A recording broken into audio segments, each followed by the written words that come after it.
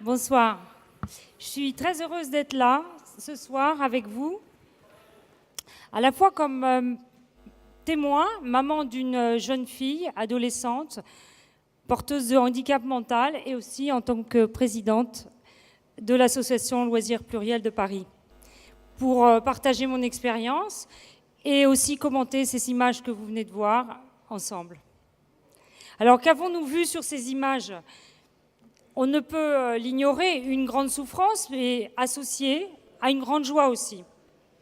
Et nous, c'est ce que nous vivons au quotidien, nous, parents d'enfants, porteurs de handicap. On ne s'en plaint pas, mais simplement, on aimerait que certaines choses changent. Eh bien, c'est ce que nous espérons.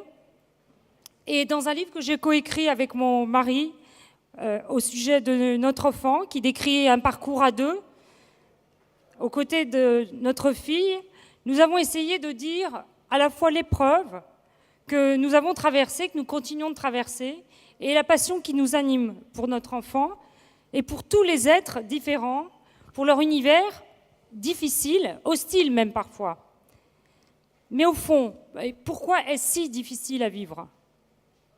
Les enfants bousculent l'ordre des choses, ils grandissent et se développent peu ou pas, et dans certains cas, ils régressent. Ils vont contre l'ordre des choses, donc.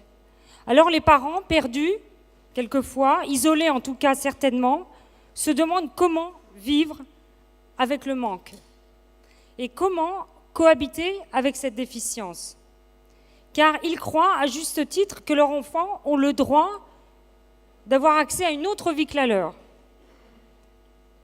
Et c'est ce que nous proposons avec notre association, toute la fédération à Loisirs Pluriels, un temps de répit, un soutien apporté aux parents qui en ont besoin, des moments de joie et de partage avec les enfants pendant ces temps de loisirs. Et on sait bien, on l'a constaté chaque fois, pendant ces temps partagés avec les enfants, à quel point ces êtres démunis révèlent vos qualités, à quel point ils nous rendent meilleurs. Et justement, c'est ce pas de côté qu'on essaye de faire à Loisirs Pluriels et qu'on aimerait bien faire avec vous aussi. Pour les parents, être dans la douleur, ça n'est pas souffrir. Non, c'est survivre. Et perpétuellement, je dirais, se survivre. Dans les pages du livre que je citais tout à l'heure, on lit ces mots. C'est une singulière épreuve à laquelle personne n'est préparé et que nous affrontons seuls la plupart du temps. avec nos seuls moyens. Et ces moyens, c'est l'observation, réflexion, démarches aléatoires, anxiété, irritation, petites satisfactions et grands malheurs, petites énergies et grands désespoirs.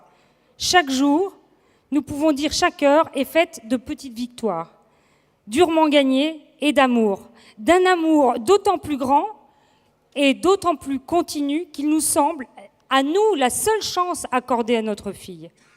Alors, qui sont ceux qui nous aident?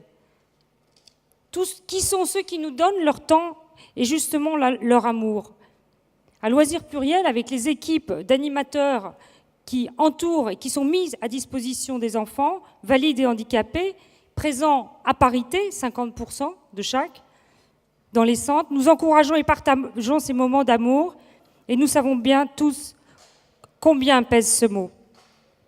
Alors, pour rompre l'isolement, nous devons toujours les considérer comme devant appartenir par tous les moyens à la communauté de leurs semblables. Et c'est ainsi qu'ils seront des êtres qui s'accepteront, sachant avant tout qu'ils sont des êtres acceptés de nous. Je vous remercie de votre attention.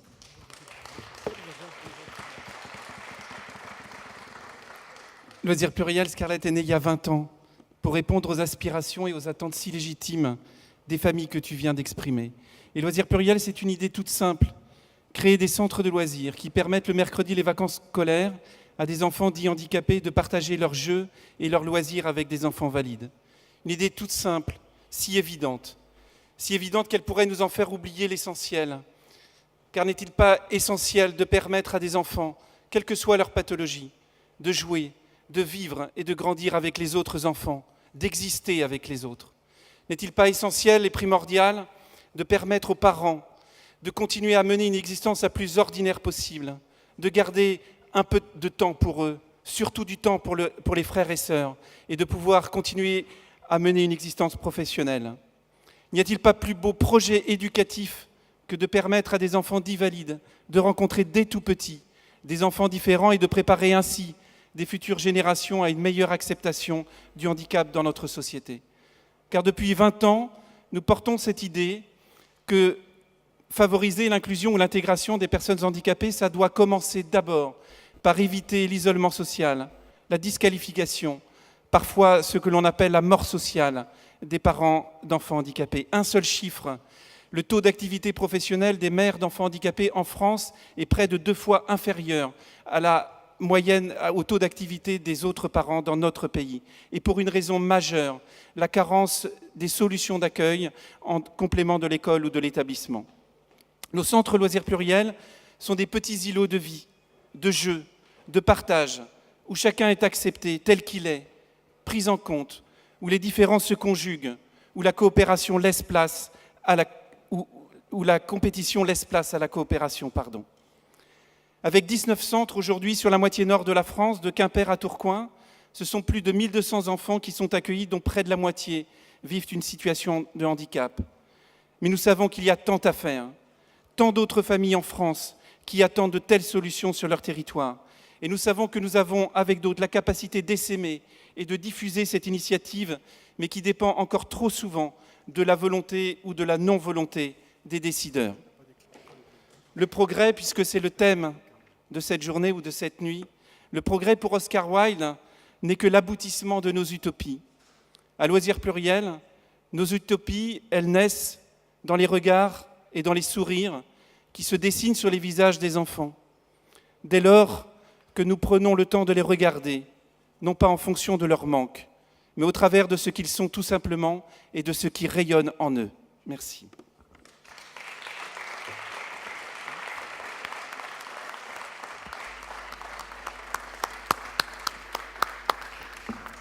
Scarlett Reliquet et Laurent Thomas. Merci. Merci beaucoup. Merci beaucoup. Ouais.